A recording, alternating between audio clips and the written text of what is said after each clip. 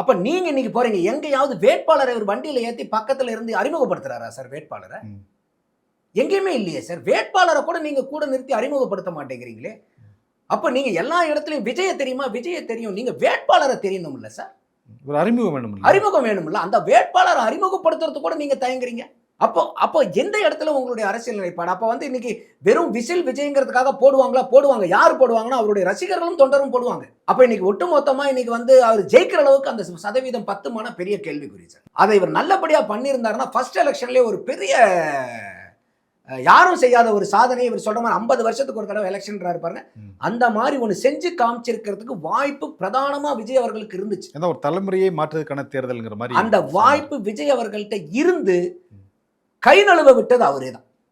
நம்ம இன்னும் பார்க்கணும், இன்னும் எலெக்ஷன் நடக்கல, எலெக்ஷன் நடந்து பார்க்கணும். ஆனா நம்ம வந்து இப்ப களத்துல பார்க்கும்போது நமக்கு என்ன புலப்படுதோ அதைத்தானே நம்ம பேச முடியும். அவருக்கு உண்டான வாக்கு அவர் சொல்ற மாதிரி, அவரு என் வீட்டுல விஜய் இருக்காரு, என்னுடைய ரெப்ரசன்ட் விஜய் இருக்காருன்னா அந்த விஜயும் போடுவாங்க.